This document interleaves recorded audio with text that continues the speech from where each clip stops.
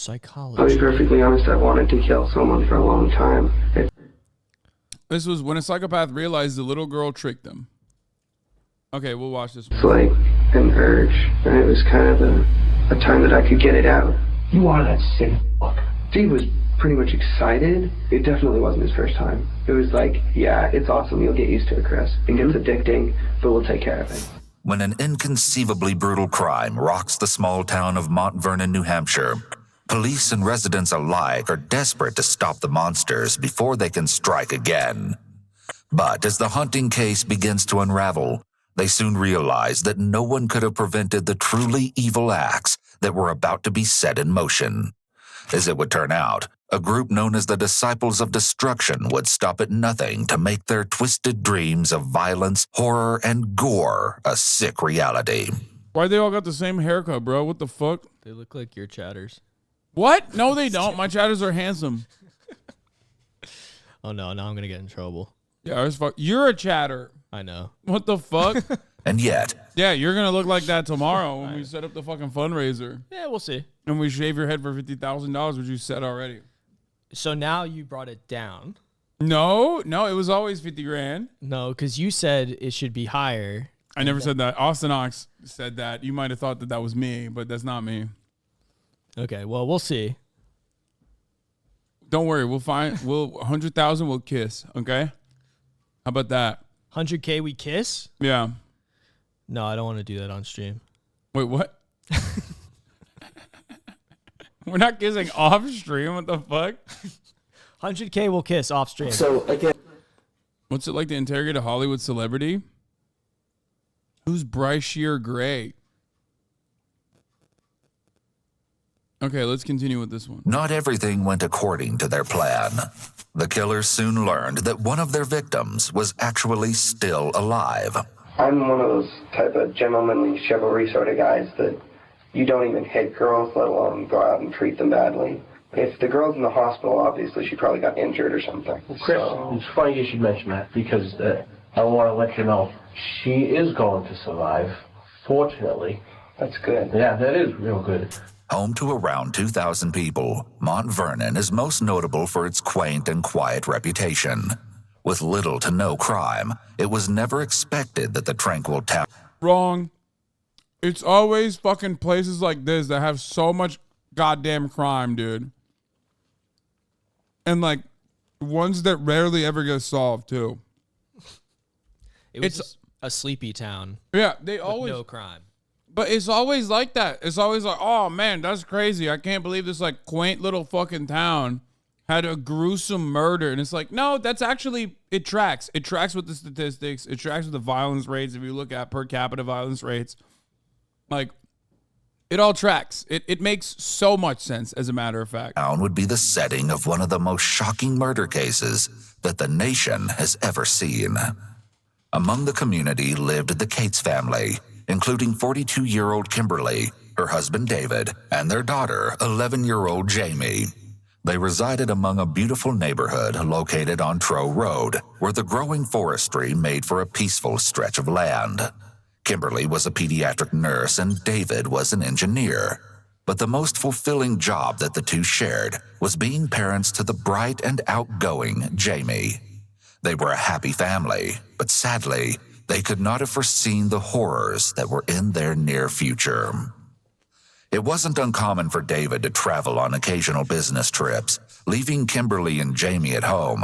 But he'd installed an alarm system inside of the house that would contact the local authorities in the unlikely event of an emergency. And to further their peace of mind, Kimberly had also made an agreement with one of their neighbors, promising to keep an eye on each other's property. Although, due to the town's low crime rate, the idea that residents of Trow Road could be targeted victims of crime was never considered. Before David left for his trip on Saturday, October 3rd, 2009, the house's alarm system had unexpectedly malfunctioned, rendering it inoperable. Despite this, the family remained unconcerned. But as David walked out that door for yet another work trip, he couldn't have ever imagined that the world he knew was about to be tragically ripped away from him.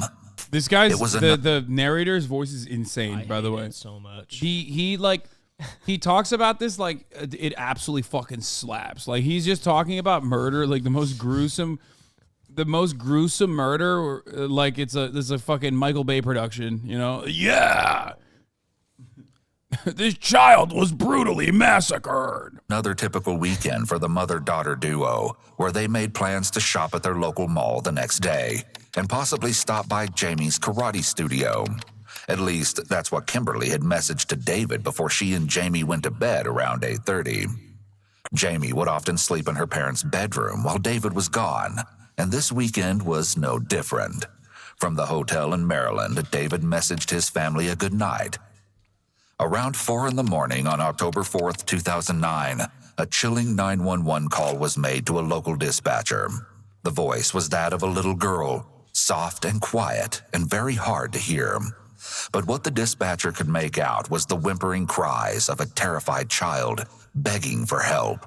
Unable to gain a clear understanding of what the little girl had been saying, a police officer was immediately sent to the address of 4 Trow Road. Upon arrival, the officer briefly searched the exterior of the home while waiting for the other squadrons to show. Before he was able to make a full circle of the property, he noticed a slight movement out of the corner of his eye, coming from inside of the house. Inching closer to the home, he peered through a kitchen window, where he located a vague image. Someone appeared to be hiding behind the counter. Locking eyes with the petrified little girl, the officer was overcome with a wave of horror at what was before him. The girl was lying on the floor, her entire body coated in blood, and a portion of her foot had been severed. Someone had maimed the vulnerable child. Breaking down the front door, the officer finally gained entry inside, where he found the little girl, shaking and paralyzed by fear. Horrifyingly, she was attempting to scream and yell. However, nothing was coming out. When she could finally speak, she quickly gave her name, Jamie. The officer immediately carried Jamie outside, where he asked if any other people were in the house. She responded by saying that only her mother was in the bedroom. However, in a heartbreaking plea, she begged him not to leave her side. The officer comforted the young girl, stating that he needed to search the residence for anyone who may be hurt, and promised that she was safe. Just outside, another officer made their way to the petrified Jamie, where they could see that not only had her foot been severed, but she had suffered multiple lacerations to her head, legs, arms, and torso. When asked how she received the injuries, she responded by saying, "Some guy had a knife and another one had a bat and he hit my mom." Horrified, the officer asked if Jamie had any idea of who the perpetrators were, and although she couldn't identify any of her attackers, she recalled that one had been bald. However, she also told the authorities, one of them said, "Get the jewelry." She then told the police that she... Of course. I mean, yeah. Typical of bald people. It's bald activity. Yeah, I'll say it. Don't be afraid to say it. Yeah. He survived by pretending that she was dead. Soon, additional help had arrived, and it was then that they discovered all of the appalling contents waiting within the home. Authorities were able to follow the blood-stained footprints across the hallway carpet that led all the way back to the master bedroom. What they found upon entry could only be described as a chamber of horror. Not a single member of law enforcement could fathom the massive amounts of blood that had encompassed almost every inch of the room. Jesus. And then they found something even more disturbing. The officers could barely stomach the absolute atrocity that was before them. Lying on the blood-soaked bed was Jamie's mother, Kimberly, who had been savagely murdered. Severely wounded Jamie was immediately rushed to the hospital, but there was no telling whether she would survive. Following the sickening discovery, the authorities were left with a mountain of questions.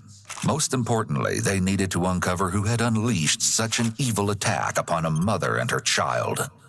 In an attempt to establish the motive, they began to search the house, and they discovered that various items of jewelry had been taken.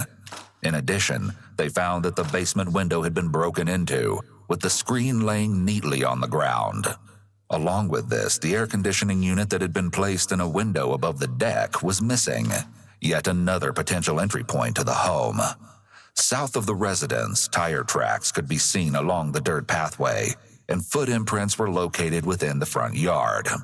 As word of the brutal attack spread, the tight-knit community was plagued with fear. But what became even more frightening was the haunting whispers making their way to Mount Vernon from the nearby town of Brookline, only 20 minutes away. Apparently, a resident had been visiting a friend's house on Sunday, October 4th, and was introduced to a pair of young men, also from Brookline.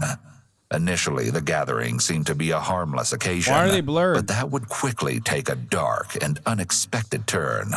Within a You don't short look amount bald. of time, the new friends had divulged a sick and twisted secret.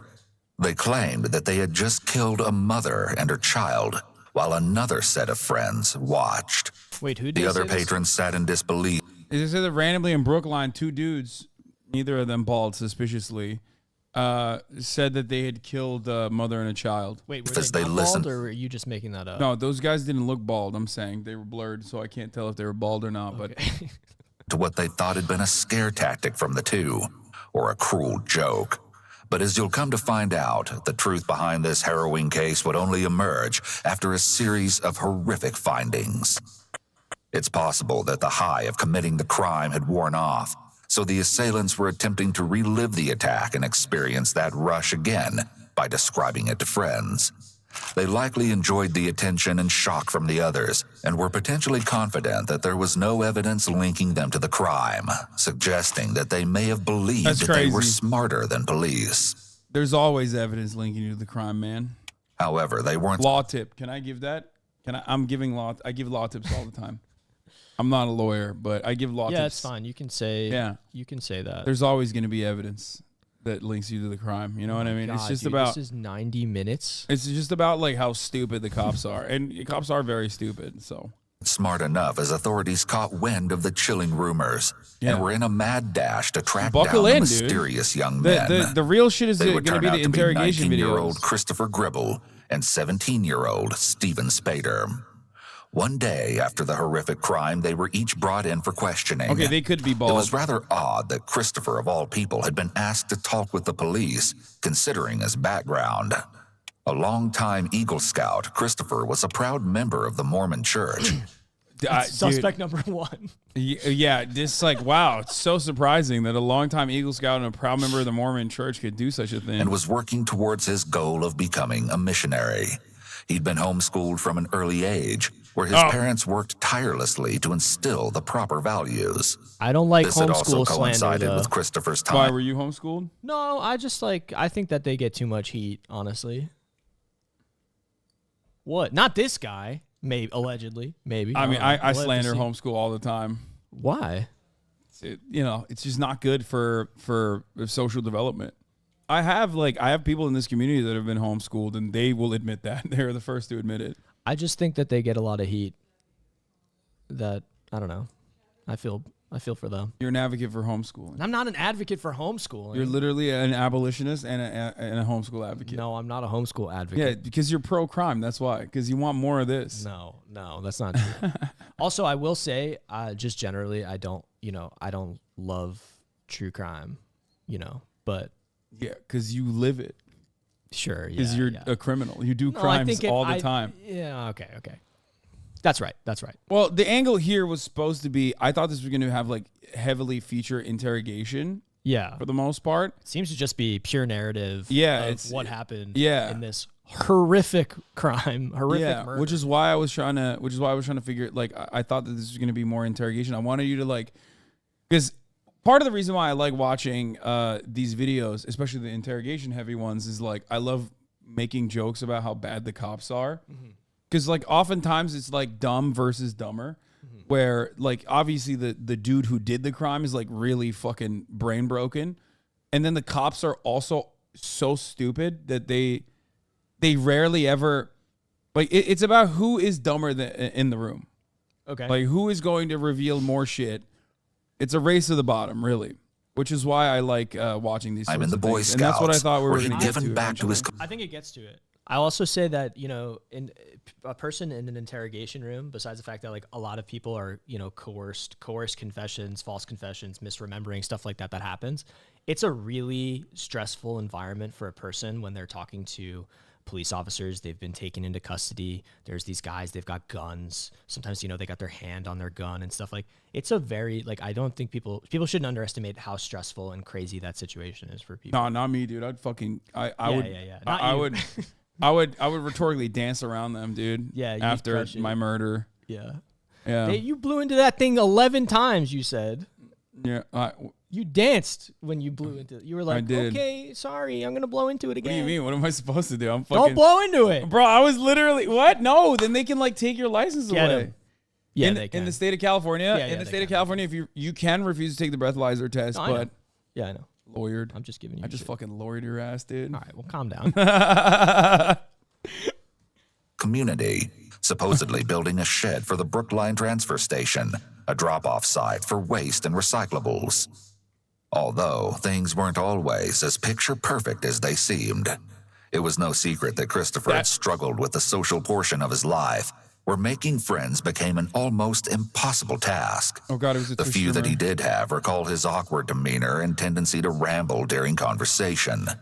On top of this, social cues were somewhat of a foreign concept to the Eagle Scout, making for a rather difficult childhood. Human beings have a fundamental need to connect with other people.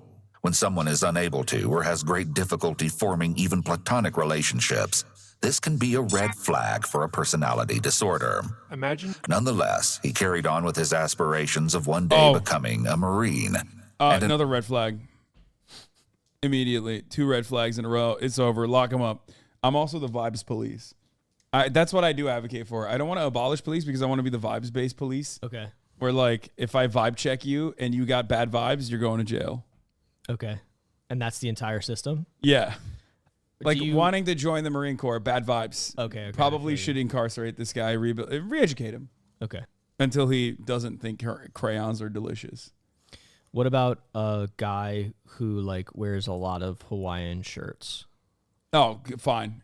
I mean... Fine. Yes and no. So if it's because I like wearing a lot of Hawaiian shirts. That's right. So if it's like if you're like a chill dude and you're wearing a Hawaiian shirt, that's fine. If you're wearing a Hawaiian shirt and you got like a tactical vest and you're just like what is that called? The Boogaloo Boys. Oh yeah, those guys. Yeah. Then it's like you don't pass the vibe test. You're going to jail. As long as the Hawaiian shirt isn't $300, yeah. I mean, I would never purchase a Hawaiian shirt that's $300. Mine was, what was it? I don't even remember. It was $1,000. Enrolled in the U.S. Army Cadet Corps Group in Nashua, New Hampshire. There, he won the Academic and Good Conduct Honors Award. Unfortunately, the excellent student would find himself failing out of the training course in 2008. It was around this time that Christopher's friends and family noticed an odd shift in his behavior. And you'll soon find out exactly why that is. The date is October 5th, 2009. Only one day after Kimberly's body has been found. See, so, okay. Okay. I'm fine watching this. I just, like, I want to be clear that I really don't like true crime. But I think, like, it's also hard because he's got this scary voice and he's like, and then the heinous thing that happened next, like, you wouldn't believe. Like, you hear his story, right? And, like, there's all these signifiers of some, obviously that's what this person is, like, trying to get at. But... like it just kind of, it makes me sad. Do you know what I mean? Like it like I do you know what I'm saying? Like that's also sort of like why I don't like this stuff because I don't want people. You're seeing that as multiple points of opportunity for rehabilitation before something severe happens. Yes, exactly, right? Exactly. So society failed this person. Every criminal technically. Is someone who has been victim to the oppressive constructs they exist under. I do recognize that. Okay. Yeah. Nice. Found. The detective reads Christopher his Miranda rights before jumping right into the much-anticipated interrogation. The following never-before-heard interviews have been analyzed by a qualified team, including a licensed attorney, a licensed clinical psychologist, a former licensed professional counselor, and a licensed professional counselor. What time do you get up Saturday morning? Probably 10-something. Okay. Me and Steve had got... Why do they put that? The following video is not legal advice. Do not rely on the information in this presentation without speaking to a licensed attorney. I don't know. Is he talking to a lawyer? I don't know. Planning to go around and look No, at it's some a yard sales. crisis counselor. The pair of friends had supposedly visited detective. a couple of local yard sales, but were unable to find anything worth purchasing. Following the unsuccessful shopping spree, Christopher drove Stephen back home. That's always But that's, this that's wouldn't always be the last right that they before a see of murder. each other on this day. As you get closer to Saturday evening now, you guys making plans? Saturday night, weekend night, you're gonna go do something? We were gonna just all chill like at Walmart or something. Mm-hmm. Who do you chill there with? Who usually hangs out with you guys? Me, Steve, Billy. Quinn's a friend of ours, but he couldn't get out that night. Okay. He tried and, he ended up having to stay home. Okay. Is that what you guys actually end up doing? Well, we went over to Walmart. But Chill at Walmart, bro. Some of you very clearly are bicoastal elites, and it shows. Okay. Yeah, motherfucker, if you live in a town where like 80% of the town are your fucking relatives and shit, in like a 2,000 person town, yes, you go to the Walmart parking lot and do drugs. There's not really anything else you can do. Yeah. That's how you know. That's how you know it's fucking rural, okay?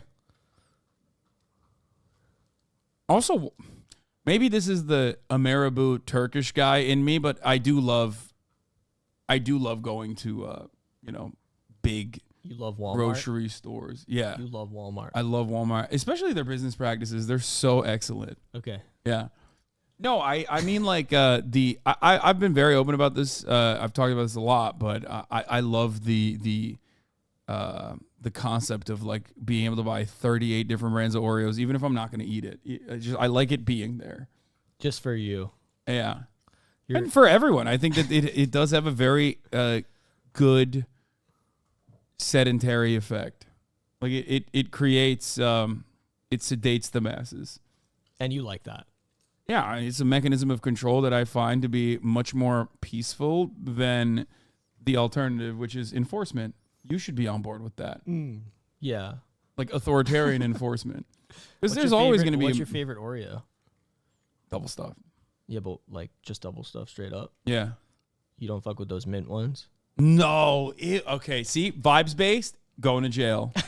Like you would be going to jail. I like those. Yeah, I'm the vibe police. You are absolutely in jail. Oh, I don't You are know. under the Oh, jail. people don't like Keep them. talking about it. It's not popular.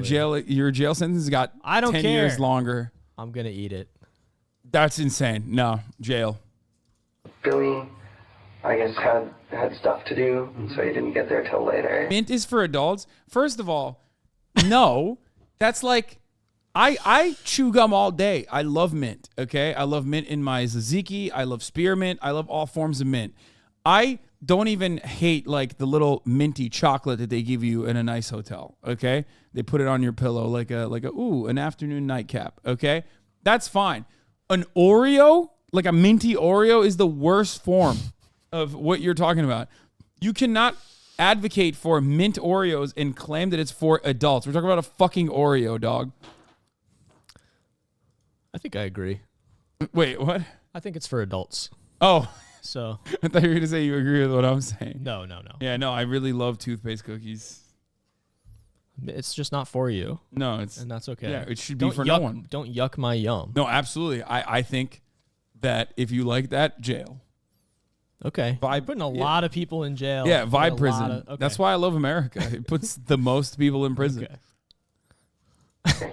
When the detective questions Christopher about whether that's actually what they did, Christopher avoids answering the question directly, which is a red flag for possible deception.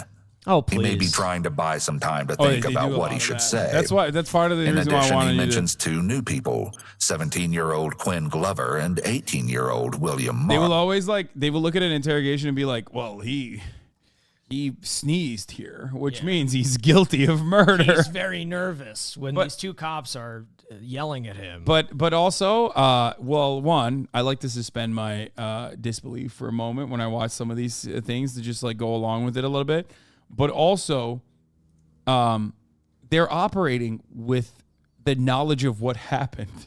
sure. So they're ascribing these like, pseudoscientific body language shit to it's not a cold case. You know what I mean? It's something that has already been concluded. Marks, also known as Billy, who'd been part of a friend group with Christopher and Steven. That's why they can get although away with Billy it. and Christopher had only just met a week prior. You and Steve went to Walmart, and then Billy met up with you at some point? Walmart. I think we did. I'm pretty sure it was this Saturday when we did. Okay.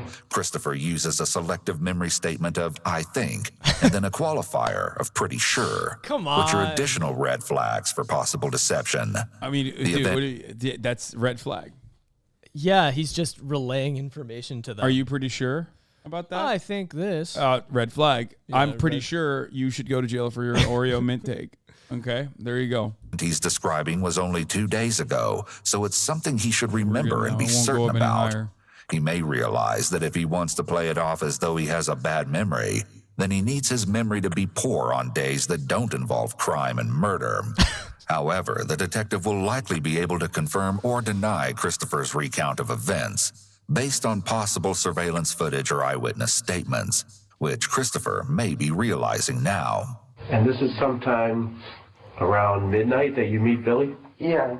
How long were you guys there beforehand? I Well, we see. didn't steak. I'm not gonna lie. I see like 4 dudes that look like this. I throw them in jail. Pick those guys up. Yeah, no, I'd be like, nope, that's those guys. Don't know what the crime is. Don't care. Probably did a crime. Throw them in jail. Yeah. Why did they buzz their hair like that? I don't know. It is kind of. Fucks up with that. kind of crazy. The is that just vibes- how they all look? Dude, the vibes are so off, they dude. Are, the vibes are quite The bad. vibes are so fucking off. This is like the MS-13 face tattoo of white dudes, okay? Like someone in the chat said this is the El Salvadoran approach. This is my American, okay, Heartland America approach.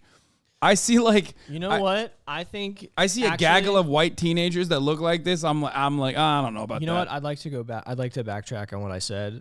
And you know what? Maybe it's just a group of guys. One of them got a haircut, and the other guy say, "Hey, Steve, I like the way that looks. You look pretty good. I'm gonna go ahead and shave my head." And then all of a sudden, it's just a group of guys with a similar haircut. You know what I mean? It's not that. It's not. It crazy. looks like 3 different dudes that watched Andrew Tate and like went bald because they love Andrew Tate like fucking Aiden Ross. That's what it looks like to me. I think they look good. You're just saying that because I'm gonna buzz your fucking hair tomorrow. No, those guys. Yeah, it's a good look actually, Yeah. and maybe more people will get into it. Yeah, no, I hope not. Completely at Walmart. To be honest, I didn't really put it to memory much. Yeah. I remember we were hanging out, but I don't remember doing much of anything. Someone who's being deceptive They is keep more using likely this to give picture. evasive answers. I mean, it's They not a want to great leave open the Yeah. possibility to change their Vibes story if based. needed, such as if a detective presents evidence that they were actually somewhere different than they said. Why did he take that photo? He was showing somebody his knife. You can't. I mean, I probably have a photo of me like holding a knife at the camera. I'm just saying, like, if you're sending someone a knife photo, don't make that face. You know what I mean? He's just Especially happy. if you're planning on doing a murder later. Well, we don't know that he was planning on doing a murder. We don't even know. Maybe that he they- didn't think about it they at that did do point, the but murder. he does look like he was thinking about doing a murder. I think you're imputing a lot of things, you know, just based on a couple pictures and a overeager narrator with a spooky voice. Yeah, which is vibes-based policing. That's yeah, red flags all around. Okay. If a suspect gives a By the way, we joke, but like vibes-based policing is American policing for the most part. But But, like- far worse. but they're the vibes are racist. Yeah, but the vibes are also super racist, and that's kind of how they do it. And then it's just like I feel like it's a lot of ad hoc and post hoc rationalizations that they tack onto to justify the vibes. definite alibi with no room for alterations, then it'll be feel like- much more difficult to adjust the What? story. Nothing. I think after this stream, collectively, the abolitionist community is going to exile me. They're gonna disown you. Well, they Like- probably they already hate me, so welcome. I'm up next. Later on. In addition, Christopher may feel like he needs to be cautious about what he says in case one of his friends gives a different account. Next, he states They already did because of the mint comment, buddy. Yes, dude. True. that they made their way to another friend's house, 19-year-old Autumn Savoy. At Autumn's, Christopher recalls that they watched the popular show Dexter, and he begins to describe Another- his fascination with the series. Who gives, another vibe failure. That is not a vibe failure. We like Michael C. Hall. Oh, no, we don't. Maybe we don't, actually. Also, I don't know. Wait, what? Why? Is he like canceled or something? I don't know. I think he might be. Damn, that was such a TikTok moment of you to just like fucking say you like someone and immediately go, oh, maybe not. What if they've done a crime? Like, okay, well, you didn't know. Who cares, man? It's okay. You can say that. Basic principle, I think, is I'm just worried that the TikTok abolitions are going to come after him. Addicted to like blood and stuff. He really likes blood, and because he kills people too. Okay, the one thing I will say is this. Why are you bringing that up in a fucking interrogation?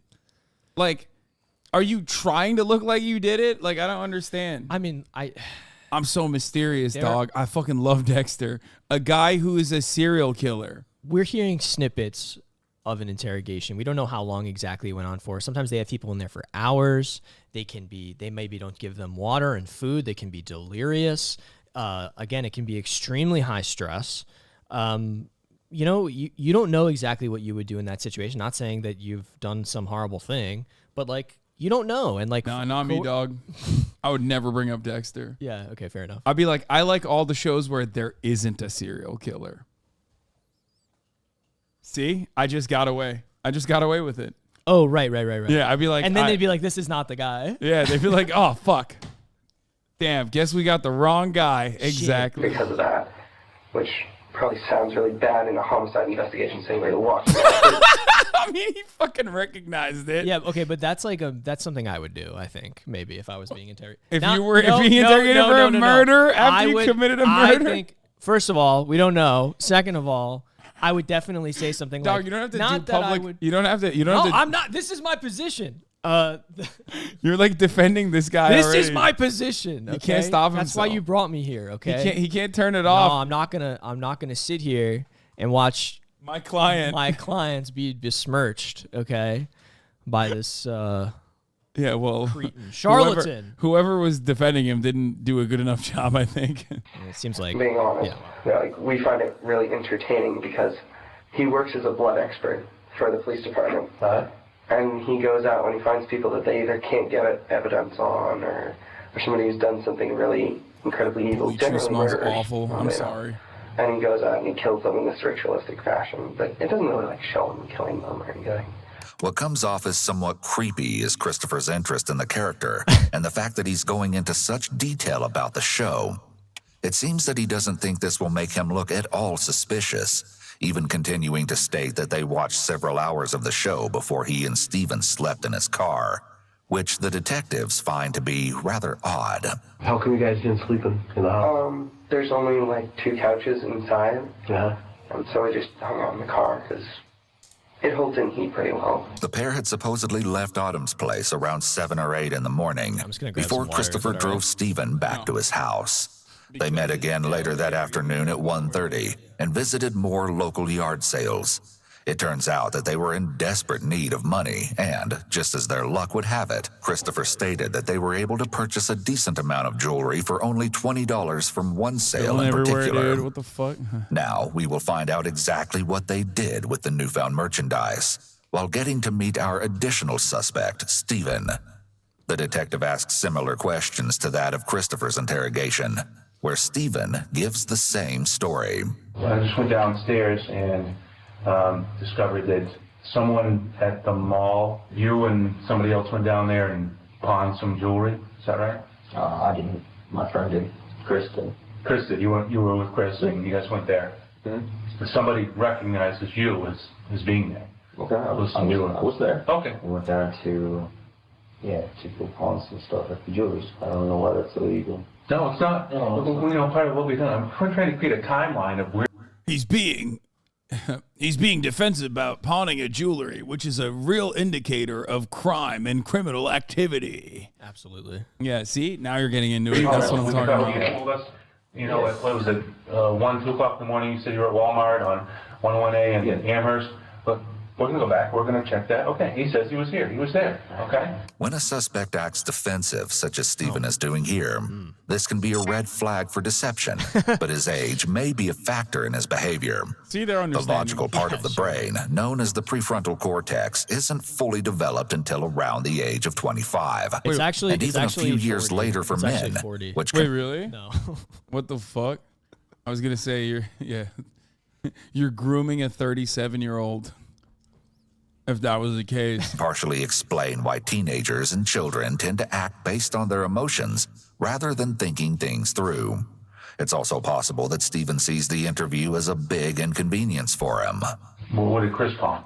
Let me see if I have some new gold necklaces. I didn't really look at it. He told me it was worth money. I needed money for weed. To be honest with you. Okay. How much? Damn, bro, he said money for weed? What the fuck? Dog, that's a cop. This is why you don't talk to cops, right? I mean, yes, I'm wondering, what the situation is in terms of how they picked him up. And, this happens sometimes where people think that it's like a harmless thing. Oh, just come talk to us. It's never harmless. Don't go down to the station, baby. Okay. We're not talking to the police. Without a lawyer. Sure, right. If your lawyer's there, that's fine. But I want my lawyer. They, this isn't legal advice, but if you say, I want my lawyer, I'm not speaking to you without my lawyer, they might hold you for some period of time, but they can't talk to you without your lawyer. You know what I mean? What if you don't have money for a lawyer? What do you do then? Babe, that's what I do. So that's the point. Like you just go, I don't have money for a lawyer, but I need a lawyer. Well, if they're actually going through a criminal process where they're going to, put some charges up against you, then you're going to actually go to court. And if you don't have the money for a lawyer, a public defender is going to be assigned to you, which is me. That's where I come in. If cops are investigating something and they pull you off the street and they bring you in, I know it can be very, very stressful. And it's really hard because people, even if they know this, like intuitively, they didn't do anything wrong and they just want to help. They want to clear show their that name. they're They want to clear things innocent. up. The cops don't care. The police do not care necessarily that like you did or didn't even do this thing. They're just trying to find the person where they're like, this is our guy. We're going to book him. Boom, boom, boom. It's all done. They don't care who they're, putting in jail. They just care that they're getting somebody for the thing. And if you're that guy, great, you're the guy. So don't talk to the cops. Oh, speaking of which, oh, damn it, I didn't bring it. What? Nothing. What did you? Okay, you can bring it tomorrow. I'll bring it tomorrow. How many necklaces do you remember? Like two or three. Like $130 worth of gold. Christopher and Stephen had only recently become friends again after previously meeting during their time in the Boy Scouts. Years later, they would somehow reconnect, bonding over the same interests. The interest being murder. Oh, dude, that's right. interests. Fucking got and him. Stephen, just like his friend, had grown up with issues of his own. As Stephen's mother was allegedly struggling with addiction during her pregnancy, Stephen tested positive for illegal substances upon his birth, but would go on to beat the odds and was adopted by a loving family at only 5 days old. During his childhood years, Stephen was a picture of happiness, outgoing and personable, given every opportunity in life. He participated in various sports and joined both the Boy Scouts and a theater group, all of which gave him the chance to make friends. But once he approached his teenage years, it was like a switch had gone off. In an instant, the once lovable boy turned cold and became uncontrollable. People This would later be... people with mental health problems are fundamentally unlovable. That's what he wants you to know. Oh, that's okay. I was gonna.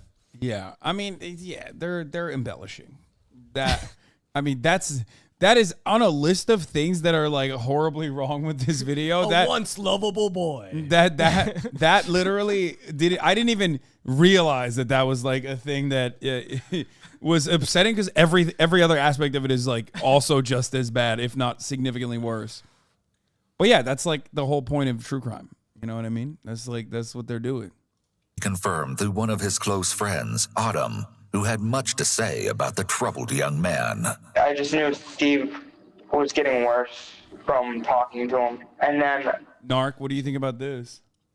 Autumn, he just wants Snitching. clout. He wants clout. But he can't, his face isn't even shown here. I know, so he's an idiot. Yeah, he should have been like, yeah, here, this is my photo. Put my face up there. Yeah. At some point, he went away. I don't know exactly where. When he came back, he was not the same person. He wasn't that emo kid who had issues at home. He was this kid who wanted to be a gangster, a big drug dealer. What? Like, it was odd because somehow he always managed to have money for drugs. Bro, he would sneak out at night. You got comfy with it so quick. You got so comfy with the blicky, dude. You went from like, oh man, I can't. I'm a lawyer. I can't touch the gun. In New York, it's illegal to even look at a gun because it's like, you know, pussified. You said all those things, and now you're like waving it around, dude.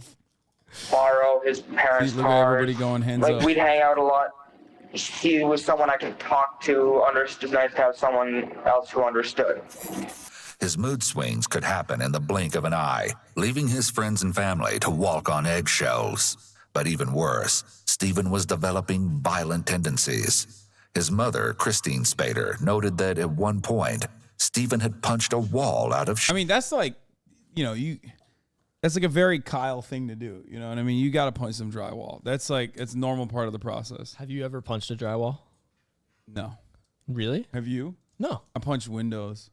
Did they I punched break? a window before. Yeah. You were upset? It fucked me up. The window? Well, when you punch a window, it has the capacity to fuck you up. For sure, because it like slashes you and stuff. Yeah. See this? Yeah. That's from a window punch. What was going Not on? for a crime, by the way, allegedly. Well, that was the first flag in your descent into madness. Yeah. It just fucking, dude, it was spraying. It was like right on the vein, as you can see. Gross. Yeah. I don't like that.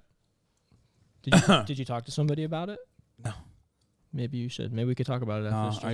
I just, you know, I just pushed it down. We could talk about it after. That's what you got to do. That's the healthy thing to do is like you push it down and you drink.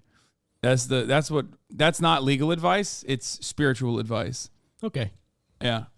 Sheer frustration. During a most memorable incident, Stephen and his father were having a heated argument, and the teenager, engulfed in rage, allegedly pulled out a knife. He saw LGBTQ flag on the window. Sad. Yeah. Okay, dude, you don't have to out me like that. You know what I mean? He started to associate with kids from different high schools, where he apparently joined a gang known as the Crips. What? Although his father, also named Stephen, believed this to be nothing but teenage nonsense. Yeah, bro. In addition, he would take recreation. He joined the Crips fucking New Hampshire division. Like, literally, what the fuck is he saying, dude? You need that representation in New Hampshire. What the fuck? Like the Crips? Or just like a chapter? Yeah, Are the they New chapter Hampshire based? Yeah, New Hampshire chapter. That's cool. Yeah. No, like the more realistic one was if he said he was like a juggalo or something. Like that's. But the juggalos are about like peace and love, I think. I know. Well, even though they are technically considered a gang by the FBI. Really? Yeah. I think I might be a juggalo. That wouldn't surprise me. Why? Because I like mint Oreos? That and also because you like crime. Yeah, crime is cool, dude. Get with it. You're pro-crime. You didn't even know that the Juggalos were a criminal gang, so it makes sense. Because it's, yeah. Because you're like, what they do, the crimes they do are good. And prescription drugs in order to help with his supposed anxiety. Stephen's parents grew increasingly worried about their rebellious teen and finally took him to see a psychiatrist in 2006. Stephen's behavior indicates that he was showing signs of having conduct disorder. Sometimes when behavioral problems are sudden and severe, like in Stephen's case, it occurs due to some sort of trauma or major stressor in the young person's life.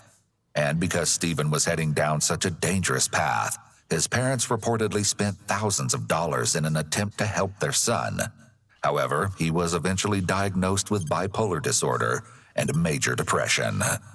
They would apparently go so far as to enroll him in an addiction treatment center, but were devastated to learn that he required a higher level of treatment than the facility could offer.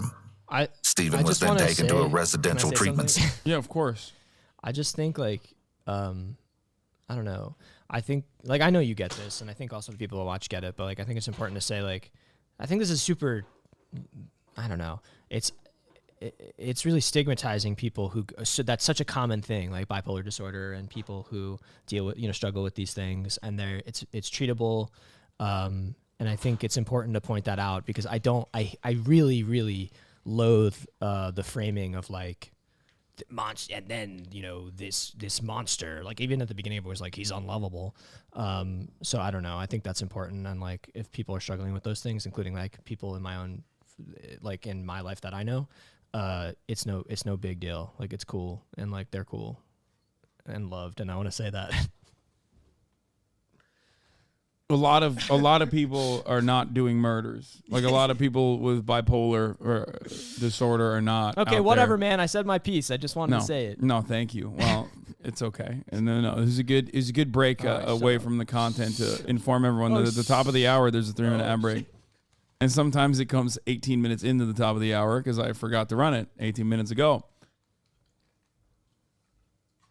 If you no longer want to see those ads, all you need to do is subscribe, which you could do for $5 or for free. Also, this is a Twitch chat. Everyone here has like a diagnosed, some form of diagnosed mental illness. So it's like, cool. It's vibes. And as far as I know, no one has done a murder. But if you want to murder the top of the hour ad break, you can get gifted a sub if you're lucky. Here's the 3-minute ad break now. True, my illness is I'm gay.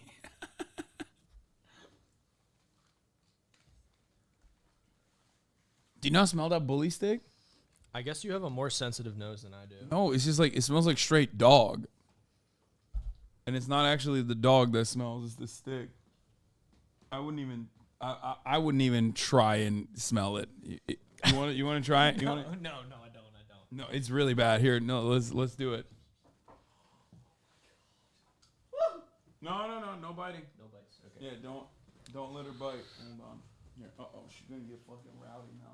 Here. You want me to smell it? Give her a whiff. Wait, hold on. What are you doing? Don't push it in my face. No, I won't do. I would not do that to you. Get the fuck out of here. That's insane. Oh yeah, it stinks. Oh, it's gross. Yeah. Yeah, it's super gross. That dog smell. Sweet baby. Oh. All right. Center, but left within a month. Yet another failed resource. It's in here. He even spent a few short days in psychiatric hospitals in 2008 and supposedly ran away with his girlfriend later that year, but was found in New York and returned home within days. It seemed that there was nothing left to try, but the devoted parents would never give up on their child, although not a single thing could have prevented the heinous acts of the monster that was about to be unleashed. Back to early Sunday morning. There's no way that he could have been in Mount Vernon with Chris. Come here a little bit and Billy? open the window. No. All right, well, I got some more information when I was downstairs. Yeah. Billy is basically giving it up. This may be an example of the prisoner's dilemma, in which Stephen now faces the decision of whether to confess or to stick with his story. If Billy says nothing and Stephen says nothing, it's possible that there is not enough evidence to tie them to the crime, and they'll face no punishment. However, if Billy has talked and implicated Stephen, it's possible that Stephen could face a harsher punishment if he doesn't give his side of the story. But if Stephen confesses his role and Billy has admitted his part as well, they will likely both be punished.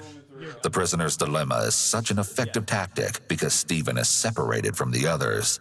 He doesn't know what they're saying or if they've cracked under the pressure. If he knew for sure the others weren't talking, he would feel more confident in keeping his original story. But the seeds of doubt are likely gnawing at him now, leaving him panicking about what to do. I'd like to be let out, or I'd like to hear from a lawyer now. So you guys are going to start accusing me of doing something. Well, I mean, I kind of accused you all along. I'm trying to tell you what I know and what I found out. And if you want an attorney, all you have to say is, I want an attorney. Is that what you're telling me? Well, this is all voluntary. I don't know why I can't get let out right now. I want to leave. I would like to leave right now. I'm told that you're not leaving. Why? Because they believe there's enough information to place you at the scene of the crime. I fucked this up. And that you're someone that's caused this to happen. Huh? Okay. Okay. Are you asking for an attorney? You're asking to leave, or are you? I'm asking to leave because I think this is bullshit. I came down here voluntarily. Yes. To voluntarily talk to you guys. Now you guys are telling me Wait, that I want Hasan to hear I can't leave. Wait, I want you to hear this. What? Because it's the attorney part. Oh, let's go. You want something to drink? I'm good. Are you sure? I got the water. You questioned it. No, you got water. I have a million different forms Crushing Mountain Dews. I also have a lot of bevs if you want any. Hold on. Bevs? Sorry. Bevs. Aren't you from New York, dude? Isn't that what people from New York say? Bevs? Yeah, that's what I say. Okay. Wait, go back a little.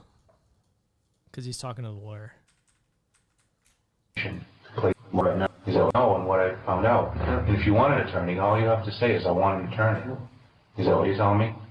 Well, this is all voluntarily. I don't know why I can't get that out right now. I want to leave. I would like to leave right now. I'm told that you're not leaving.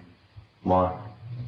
Because there's enough, they believe there's enough information to place you at the scene of the crime, and that you're someone that's caused this to happen. Huh? So Okay. he is so he is detained in that situation, right? Because we always are like, oh, am I detained? Am I free to leave? Right? Yeah, So that's actually one lesson from Sovereign Citizens that does make. yeah. So, like that am is I being literal- detained? Yeah, am I being detained? Am I being detained? It's true. I mean, but the cop is fucking saying that in a way that without saying it. Yes. So And he's purposely being like obtuse in the way that he's explaining this to them because to this guy because he's trying to get as much information out of him as possible. And like you would, fight the admission of like anything that he's saying on this tape, obviously, because of how coercive it is. But you notice how he says to him, well, do you want an attorney? Like, are you telling me that you want an attorney? And then he doesn't, like, at that point, really, the cop should stop talking to him, but he's going to keep going because he didn't say, I want an attorney. He said, I'm doing this all voluntarily. And then he says, well, but we can put you at the scene of the crime. Like, he's kind of like talking in circles around him. You know what I mean? Like, it's clear that they want him for this thing, but yeah, it sucks. why is everybody freaking out about Instagram? Like, who cares if it's broken, dude? I don't understand. Yeah, it's not. Oh wait, it was almost. Isn't Instagram just down sometimes? Yeah, I like people are coming. It's one of the strangest things that people do in the chat is like when they have like a personal inconvenience or whatever, they just go crazy and they'll be It's down. That's cool. like, who cares? Are you asking for an attorney? You're asking to leave, or are you? I'm asking to leave because I think this is bullshit. I came down here voluntarily. Yes. To voluntarily talk to you guys. Now you guys are telling me that I can't leave, and I didn't do anything. I want to be let out. Yeah, so And I want to smoke a cigarette. Okay. Frustrated, the detectives must end the interrogation. It's possible that Stephen refuses to believe his friend has betrayed him, but, as we will later hear from Billy, he was ready to come clean. In the meantime, there are still a few Pussy. things that Christopher's interrogators would like to cover. And right now, I'm going to tell you that there are some other stories that are being told. You better think long and hard right now about what happened this weekend. Okay. Okay? Let's go back to Saturday night. Alright. What happened after you left your girlfriend's the party that you went to? I was pretty sure I went back home, but I don't believe this guy has a Okay. girlfriend. I may have gone out with Steve. The confrontation phase of the interrogation is now underway, but Christopher maintains his original story, although the detectives aren't buying it. What do you know about what happened up there in Mount Vernon? All I know is like this morning, like really early this morning, we were looking on the internet on the Telegraph to see what was going on, and there was something about there was a lady killed in Mount Vernon, and there's like a young girl that's in stable condition in the hospital. I don't know if it was me or one of Steve's friends or something. Somebody texted one of us or emailed us. I just remember that we heard that the girl was conceivably in the same class as one of our friend's sisters or something. And so I guess she's about 10 years old, which Hey, it's Mike. Glad to meet you in Tampa. Lowell overruled. It's important that people understand that courts have found that an ambiguity in the request for an attorney allows detectives to continue interrogation. For example, courts found that someone asking, "I want my lawyer dog," meant that they were requesting a dog lawyer and not a human lawyer. Wait, really? Yeah. That's awesome. So It's what? got to be clear, and also don't talk to the cops generally. This is not legal advice. Honestly, I hope she's going to be okay. Because that's horrible to do something to a little girl. But It's common in the Reed technique for investigators to ask what the suspect... This is my favorite stuff, the fucking techniques that they teach in, like, criminology classes, I guess. Like... Reed technique? It's literally all just, okay. thinks the purpose of the interview is... Individuals who are being honest are more likely to use realistic words to describe the crime, while deceptive individuals may... You have no answer for this, bro. It's real science. Yeah. Yeah, exactly. Answer vaguely or use soft words like hurt or attack instead of murder. Christopher's use of the word killed here is in line with what a truthful subject might say. However, his reference to the girl in the hospital is vague. This may be an example of how most people who are being deceptive won't answer every question in a deceptive way. People will generally provide a mix of deceptive and truthful behaviors, but there will be more... It does operate very close to astrology. Yeah. Like, you know how it's always like vague and it gives you, you know, sometimes contradictory statements? Like, that's what this guy just did, where he's like, yeah, he gave up. He said killed, which is direct. But then he said the girl in the hospital, which is vague. Therefore, it's a mixture. Guilty. More deceptive indicators when someone is lying, and more truthful indicators when someone's being honest. This is why it's important for detectives to interpret body language and verbal responses in conjunction with the actual physical evidence. I mean, I know it sounds cold, but it wasn't a huge deal to me. It's pretty funny. Like, look, I watch a lot of this stuff, but I as I always state, it's none of this shit that is actually like... Either you're very stupid and you admit it, like you openly fucking admit it, or it's DNA and other like actual, you know, I wouldn't even go so far as to say like eyewitness evidence is like all that great. And I think eyewitnesses are probably the worst. Yeah. I mean, just, you know, in terms of like when they're basing things on that testimony because of how quickly people forget things. And I'm sure you know about, you know, like police are kind of like inside of their training, told to say like, oh, he, you know, he's got a gun or like something like that, or like in the context of someone pulling something out of their jacket so that people like hear that. You know? Yeah. And people are motivated to believe that that person has a gun. Yeah. Even if that person clearly did not have a gun, but then they can use the eyewitness testimony to be like, well, everyone was in fear. Yeah. Yeah. Sorry, stop resisting. Yeah. Yeah. Low microphone. Sorry. Although Christopher has not been formally diagnosed with antisocial personality disorder, it's always interesting when people such as psychopaths use language like this because it shows their awareness of what empathy or lack of is. This is but you, also actually. their ability to be manipulative. Like knowing how to use the language to seem like you're not a psychopath. Yeah, no, that's what psychopaths do, which is why I do it all the time. Assuming that somebody specifically tried to kill them, like, that rubs against my conscience personally. I'm one of those type of gentlemen. Homeschooler, fluoride stare. Okay, M. Hud can say it. He was homeschooled. Okay. He can say That's fine. Chivalry sort of guys that you don't even hit girls, let alone go out and treat them badly. Most likely to commit murder. Christopher's statement here may be what is known as a convincing statement.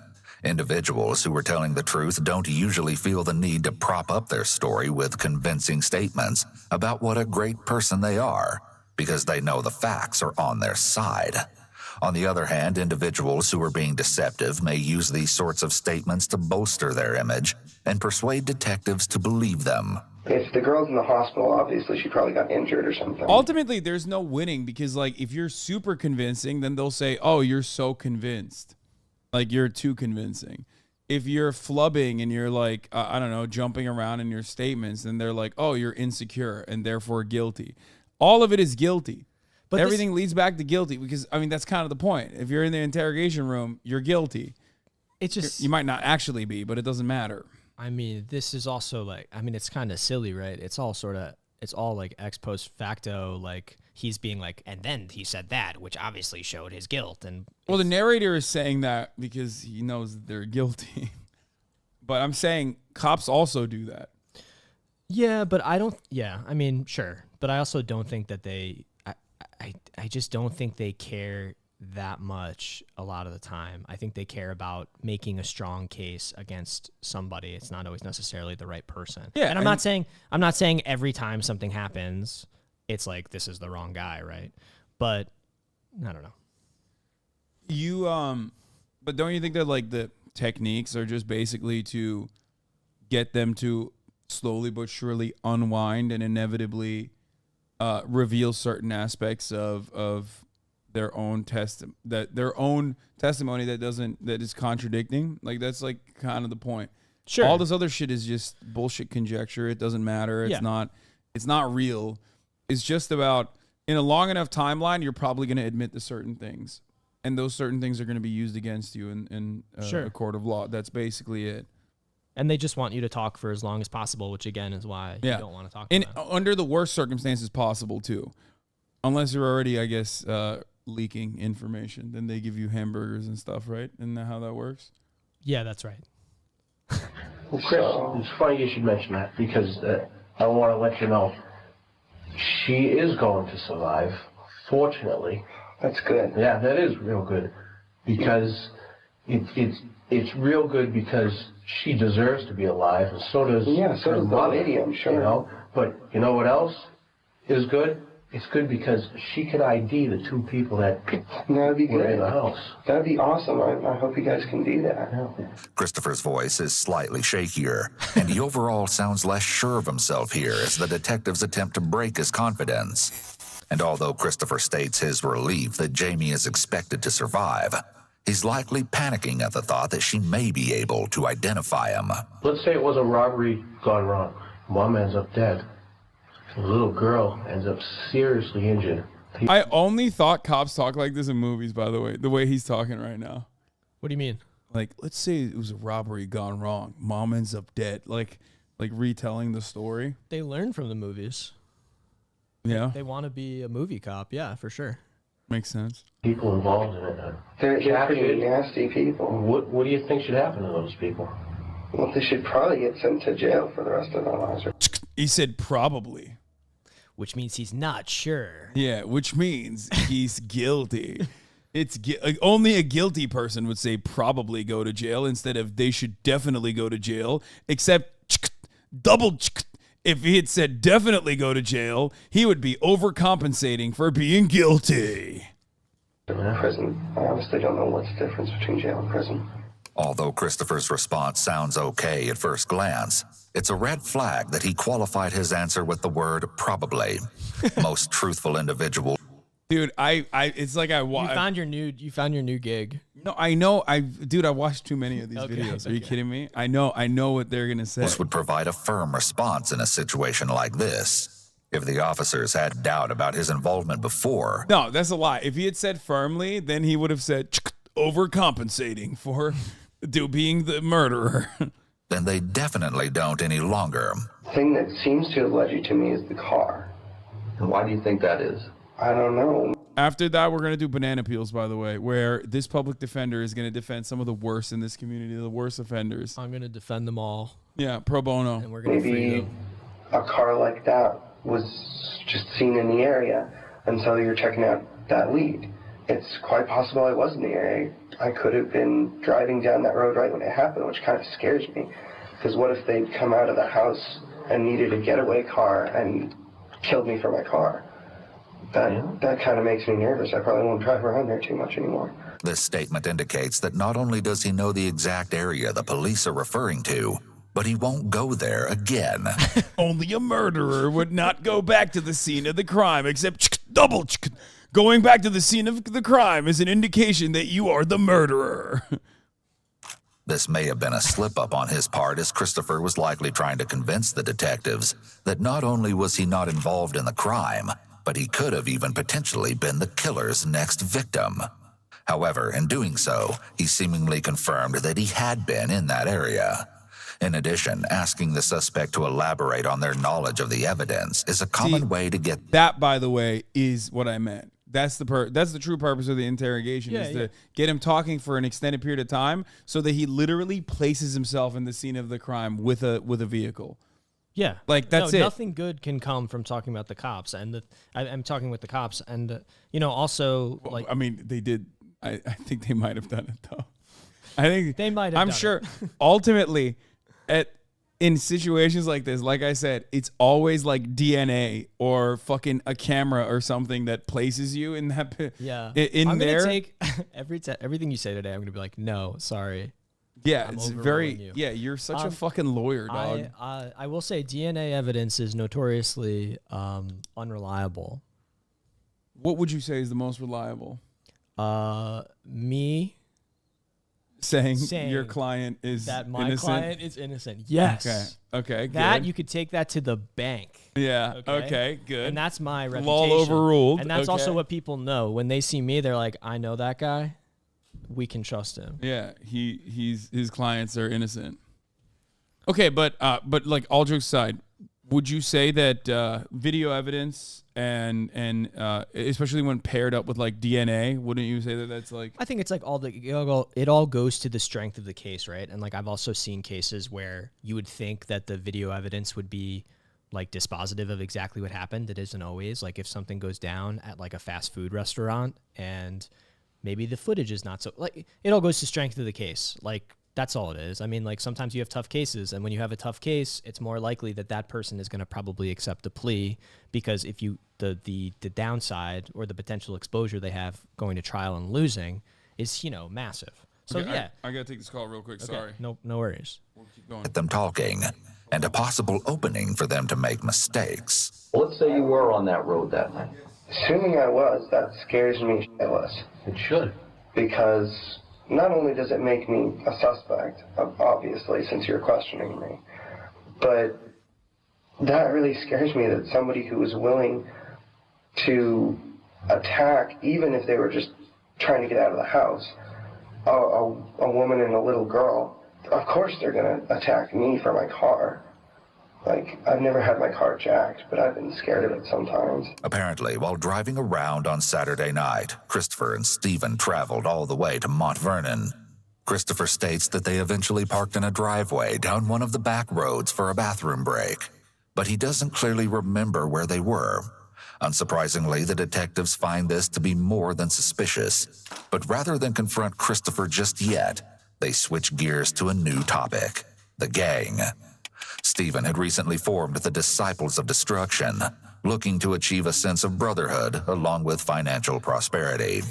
He recruited none other than Christopher, Billy, and Quinn, where the essential values of the group consisted of loyalty and violence, with the only way in being the commission of crime. The recruit would invade a house and dispose of anyone who may be inside. Seeing as Christopher was having trouble at home, he wanted more than anything to be part of something where he could freely express himself. Christopher had been accusing his mother of emotional and physical abuse for quite some time, claiming that she would allegedly pin him to the floor and pop acne on his back, spank him, and require him to carry a vacuum around the house. The accusations were never confirmed, but his mother did recall a time where she had spanked the child so hard with a wooden spoon that the utensil broke. She would later admit that she regretted losing her control, but has since denied any of the other allegations, and there is no evidence of them being true. Nonetheless, during his early teenage years, Christopher began to have dark and twisted fantasies about his mother and wished that one day he would carry them out. Confessing his evil thoughts to a counselor at cadet camp, he supposedly stated his thoughts of wanting to cut his mother into pieces and listen to her scream like I screamed. The counselor, horrified at what they'd heard, immediately notified Christopher's parents. They were absolutely shocked at the confession and didn't wait long to bring Christopher in for a psychological evaluation. The psychiatrist concluded that he'd been displaying traits of antisocial personality disorder, but was too young to be formally diagnosed. Despite the blood-curdling fantasies, the teenager was not considered a threat to society, or at least that's what was decided at the time. If these dark and twisted fantasies were expressed as just Christopher's angry thoughts towards his allegedly abusive mother, it would be difficult to have him committed to a psychiatric facility. In addition, inpatient psychiatric hospitalizations are typically limited to days or weeks at most. It's rare for patients to be committed for months at a time unless they have a very severe mental illness. So, although Christopher displayed all the signs of likely being a hazard to society, it's difficult for his parents, his counselor, or his psychiatrist to do anything to stop him from someday acting on those thoughts.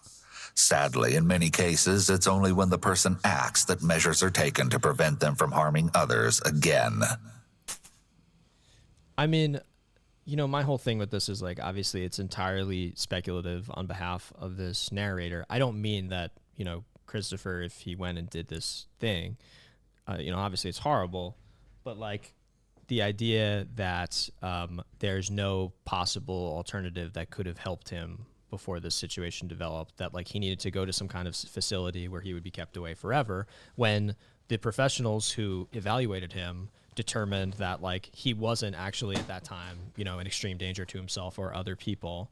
And it was later that something ended up happening. Also, you missed something kind of crazy. What? Which was his mom was, like, Dr. Pimple poppering him, like, was, like, holding him down and popping his pimples. Okay. Christopher? You missed it. Wait, what does that have to do with anything? Like, it was like abuse that he. Wait, that's the abusive Well, behavior? I mean, there were other abuses, but that was kind of the one that stood out to me because it was, you know, kind of gross. Oh, okay. I thought that was, like, legitimately the argument that they were making. No. Like, the mom was doing Dr. Pimple Popper shit, which made him but it was a serial killer. I mean, it kind of was what he was saying, but yeah. No, there was other forms of abuse? There were other forms of abuse, yes. Okay. Seems like that is relevant in this circumstance. And they were Angry they were in a, you know, a criminal enterprise, the four of them, to commit crime. Wait, the Crips? I guess, well, I don't know if it was the Crips, no, but the four I'm of them. just joking. Frustrated, it seems to be of excellent timing when he and Steven had reconnected in 2009. You should have originally said you're not an abolitionist because these videos would cease to exist and you love them. Okay, I don't love these videos. I do love some of them, though. That's true. Some of them are pretty great, especially ones where, like, cops are really fucking bad. Like, we have a lot of memes about the JCS ones. JCS ones are pretty solid. What would you do if Steve put you in a position, a pretty hairy predicament? Would you stop I him? kind of want to make you watch the Legend of Jeff video. What is that? It's like a legendary interrogation video. It's probably the most famous one. Not even the Can You Do This Steven one, but that one is, like, the best one. Let me see. Where is it? Steven is a class. Are you trying to leave? No, not at all. Oh, okay. I just want to make sure that you're not, I like, just have a lot of text. being held. I'm being detained. You're being detained. This is the Legend of Jeff. We'll keep going with this. Would I want you to follow him I would stop him. and deal with the consequences later.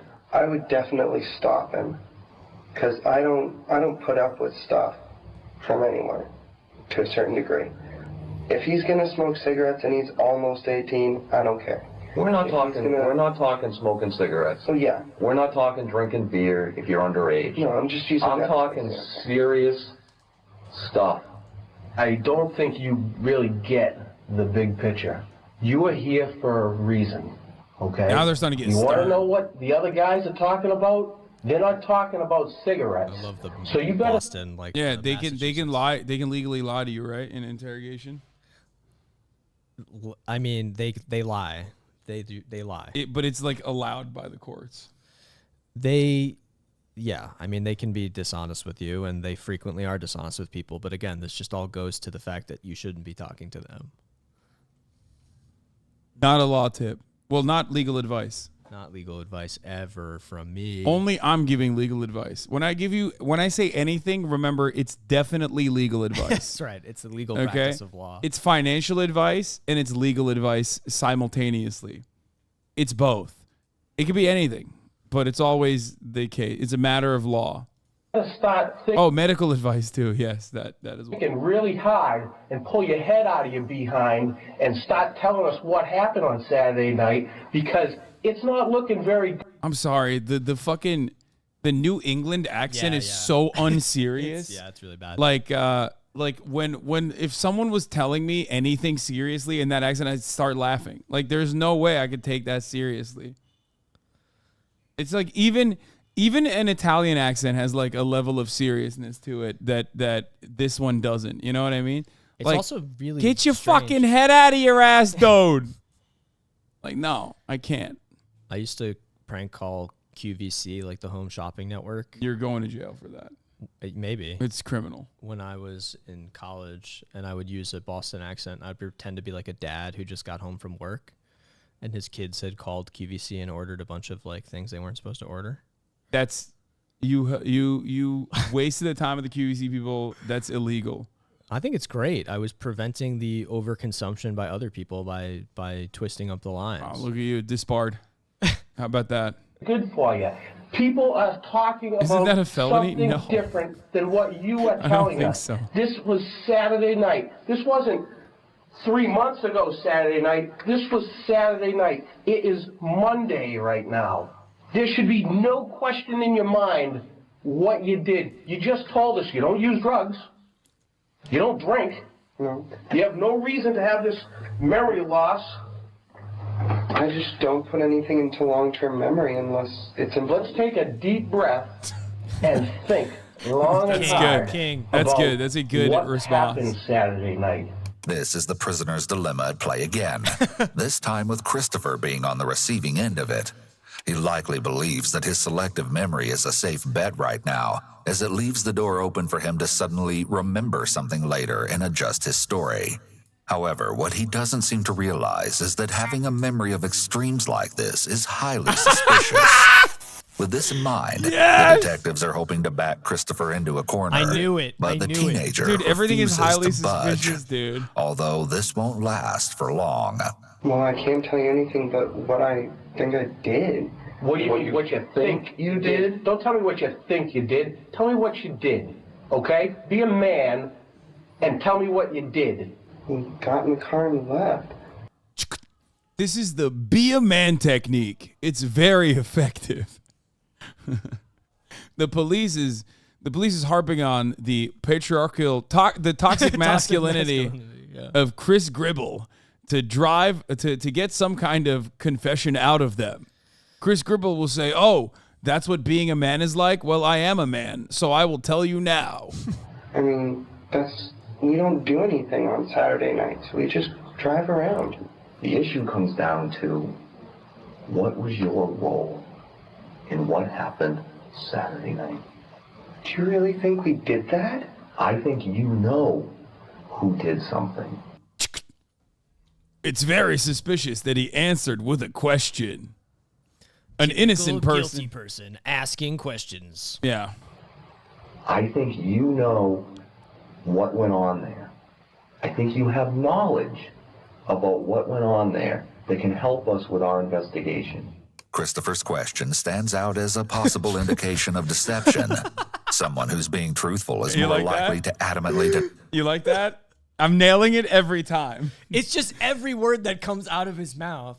He's like, this is a sign of his guilt. Dog, this is like probably maximum 25 minutes of interrogation. They have to they ran it out for an hour and 30. deny any involvement in a firm tone of voice. But Christopher's is weak, and his question is clearly lacking any actual denial. The detective is also using an alternative explanation that minimizes the suspect's role in the crime by asserting that Christopher has knowledge of it, but without accusing him of taking part in the act itself. You guys really think that we did it, don't you? Am I telling you when you did it? No. No. You didn't. I got him. That's like the I shot the clerk thing in like My Cousin Vinny. Oh, I haven't seen that. What? I've never watched it. My It's brother so was watching good. it the other day. It looked Jesus Christ, I hate this. It looked kind of boring. Wow, really? Yeah. That didn't have enough like CGI raccoons in it. What? I don't watch any Marvel movies, so you're not gonna get me on this, Mr. I love Thor, Thunder Thighs, or whatever the I fuck. don't like that. That's your favorite movie. That's a lie. Clearly, everyone in here knows that that's your favorite. No, it's not. Tell anyone you did it.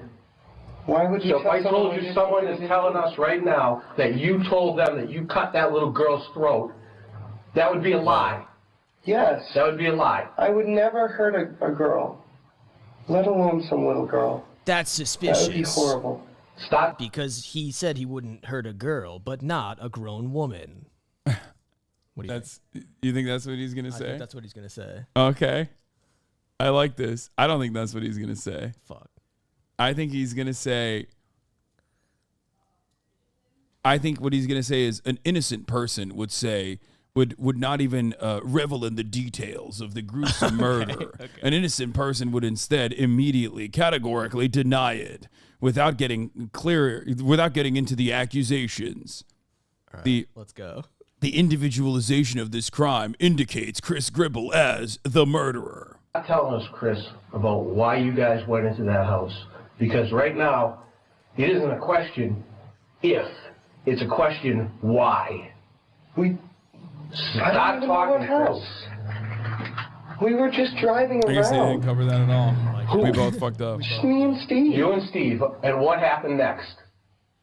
We drove around. We stopped maybe and took a break to pee, and then we got back in the car and drove around more. See, here's the thing, Chris. You feel like you're giving us just enough to explain away what you think we might know, or things that we might have. And you're thinking that that's going to be enough where later on you can say, well, I told you that. Well, I said that. Well, I can explain that. You do not know all that we know. No, Rest I'm telling you assured. what I know. That's so bad.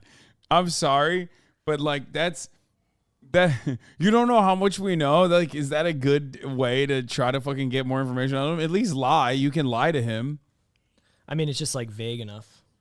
He should just say like, no, your fucking homies have told us everything. Isn't that what cops? Yeah, That's what cops do, right? Sometimes they do say that. Yeah. Yeah. Rest assured, you do not know all that we know. During the interrogation, one of the detectives has been stepping out of the room to retrieve information from the other interviews that are taking place with Billy, Quinn, Stephen, and Autumn. And little does Christopher know, his friends weren't as willing to conceal the truth. It's okay to tell the truth. It is okay to say what happened, to tell the truth. Because society is going to draw its own version of this whole thing. They already have. You read the paper? You read the Telegraph? It's just a paragraph on mine. Okay, if that's all you read, fine. But I bet in that one paragraph, you can sum up what the reporter's attitude about the whole thing is. There's some animal out there hacking people up, killing people in their own home in the middle of the night. That's an animal. That's a killer. Well, yeah. That's someone that needs to be killed themselves. Oh A shit. guy like you, come on. You're not cruising yard sales on a weekend. Come Sure on. I do. No, you're not. That jewelry is going to be traced back to that house. And we're going to check the records of anything else you pawned off. Because you even said they take your name, your license number, all that information. How much of that other jewelry and those other goods that you pawned off are going to come back to other burglaries that were just that? Simple burglaries. You sneak in. The most I've done is I was like 9 years old. I tried to take a thing of Pokemon stickers from a KD Toys. Stop minimizing. Stop. We're not talking. We're not talking smoking when you're under 18. We're not talking stealing We've all Pokemon done it. stickers. Look, We're we've all talking done it. murder. I don't do that. You may not have, but someone in that house did. And you were there. I was never in any You house. were there. Investigators again pose the alternate theory that gives the appearance of minimizing the severity of the crime. Oh my god. This is meant in part to keep the suspect talking and eventually willing to admit to something, and eventually the truth of their role in the crime. Nonetheless, Christopher refuses to waver on his original story. invoking that as an Eagle Scout, murder is not a core value. Chris, let me ask you this. You ever been to the Nashua River? That mean anything to you? I don't know which river the Nashua River is. You don't know? Hell yeah, Eagle Scouts. Been to the river lately? Mm-hmm. That mean anything to you? No. I don't know. No? You haven't been by a river lately? Unless you keep driving over one or walking. Stop minimizing. Stop dancing around the issue. John has asked you a very specific question. Have you been to a river lately? Yes or no? Fine, yes, I've been to the river. See how easy that parked was? next to the hatch. When was this? I don't know. 2 nights ago? He stole Maybe Pokemon yesterday cards. was. Well, we went and got Where did you go to the river for, Chris? What'd you go by the river for? I parked. What'd you next to throw the in the river, Chris? Whoa. What did you throw in the river? What was thrown in the river, Chris? He I does didn't sound like throw Jerry anything in the Seinfeld. river. Well, from Boston. What was thrown in the river? I didn't ask. This is called the pestering technique, where a cop keeps repeating the same question over and over and over again. And pointing his gun at his head. Okay, that would be very effective. If you did, what was thrown in the river? Nothing. Nothing. I didn't throw anything in the You're river. lying, Chris. I don't know. You're lying. We have evidence. This is called the you're lying technique. Also very effective. You're lying. You're You lying. know what happens to people who slice little girls in prison? You know what happens to them? Oh, Do you this is know? another. No, I've never been to prison. Yeah? Well, you know what? You're going to find out. Then arrest me. My God, what were you Damn. thinking? He ate him up. What were you right thinking there. when you were hatching away at her? Okay, you're a little too much on the side of this guy. Here in the Somebody's screen. got to be. Were you smiling? You were smiling, weren't Dude, you? you are such a fucking are that attorney. sick- Thank you. You are are that such sick a animal that fucking went in there with the defense. sole purpose carrying that shit. Because the other guys might have thought it was just a burglary. They're just going to skim a little jewelry, go make a little cash, be done with it. But you went in there with another plan. You went in there to kill. You liked it. That rush. that Okay, this adrenaline literally. Okay, this guy watched too much fucking police. This is what I'm telling you. No, the cop here is literally fucking this up. Like I mean, maybe he's he not. thinks he's in a fucking movie. Like he is straight up behaving like he is the lead in a cop drama. Yeah. Yeah, I bet you were smiling from ear to fucking ear, dude. It's the hyper real, you know? Like these things, the copy of the copy of the copy, and Yeah, but it's not. But this is ridiculous. You liked it. Till the lights came on. When reality hit. You saw the damage you had done. The detectives have shifted from placing the blame on Stephen to making Christopher the actual ringleader. They've tried playing him as the victim who simply followed along, but since that tactic didn't work, their next option is to evoke anger or guilt in hopes that he will tell the truth. It's possible that the Pokemon investigators believe that he's the psychopathic mastermind, and that calling him out on it would appeal to his nature.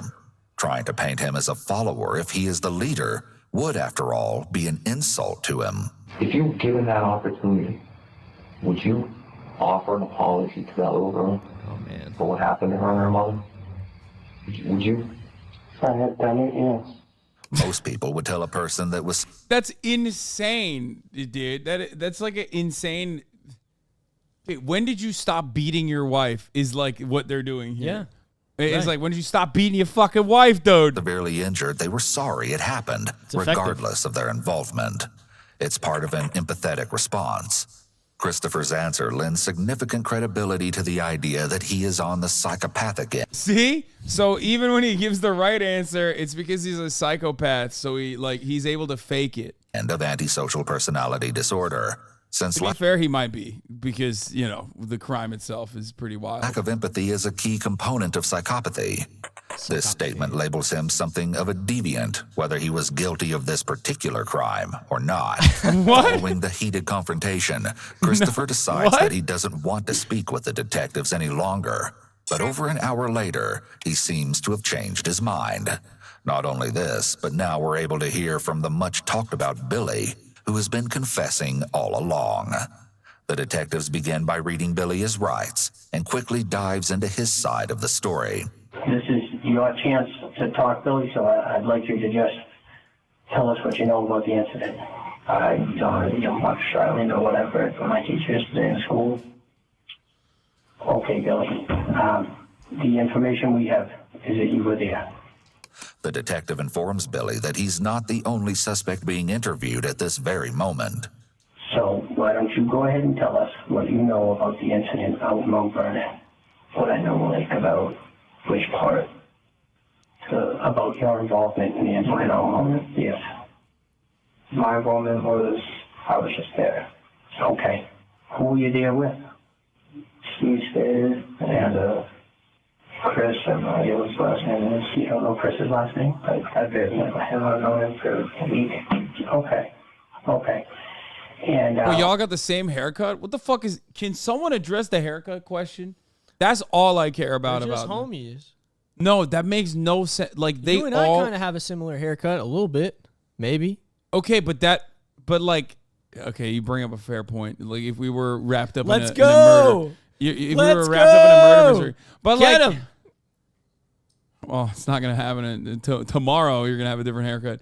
It just, like, doesn't make fucking any sense whatsoever that they all have, like...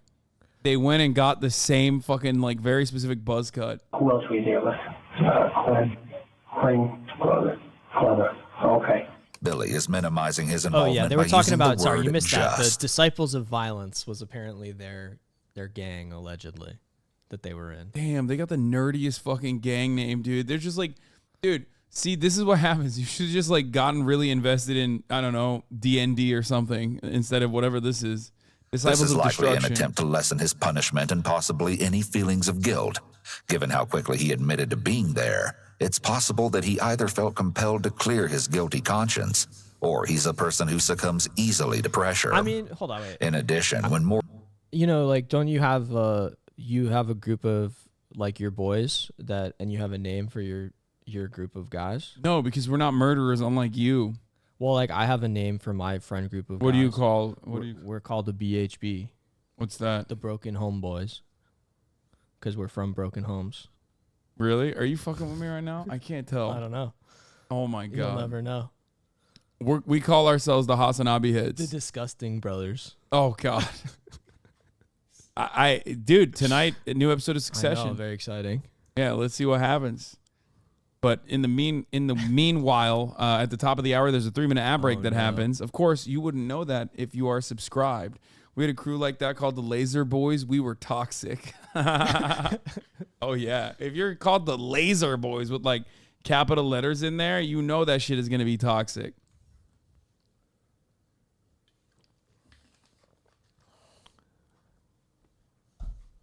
Meanwhile, the toxicity at the top of the hour ad break could be completely negated if you subscribe for $5 or for free, or get gifted a sub. Here's a 3-minute ad break now.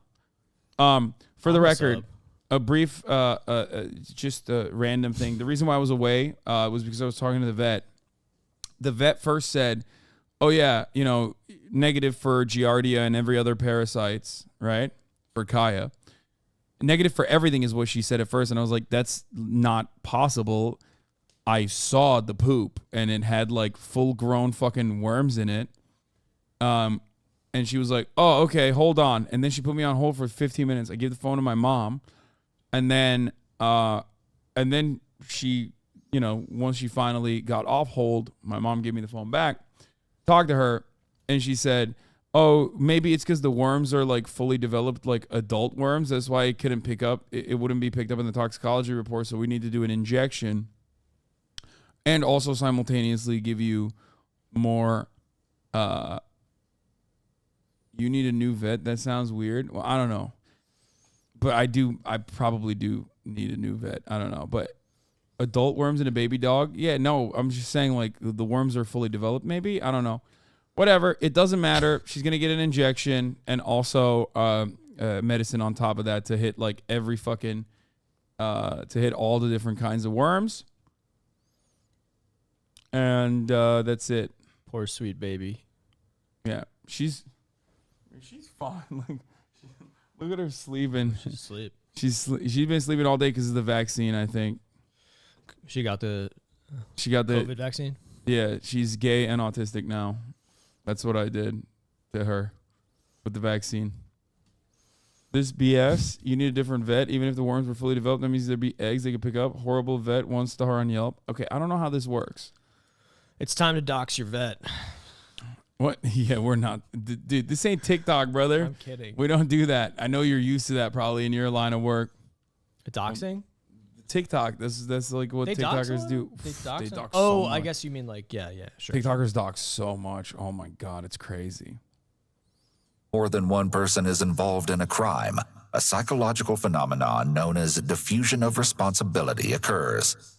This means that each person feels less responsible for the crime because the responsibility... Oh yeah, they definitely just fucked up. That's why you were on hold forever. They were just shredding papers, torching the place. Yeah, they were closing shop and opening up a new vet down the road, actually. That's what was going on. ...is shared. If Billy is being honest and saying that he was there but didn't actively participate in the attack, he may have justified the crime to himself because others were doing something much worse. I get a call or a text from Stevie saying that he's in the trailer park I live in. Yeah, and he wanted to meet up with me. He wouldn't tell me why or what or anything. So I'm like, whatever. Okay. Chat, on a scale of 1 to 10, how bent are you gonna get if I skip this and go to the Legend of Jeff video instead, which is much shorter, and then we can move on to ban appeals? They're fine with it. Okay, everyone wants to skip it. Okay, good. Holy shit. All right, let's do it. It's too long. It's a slow. Yeah. God damn.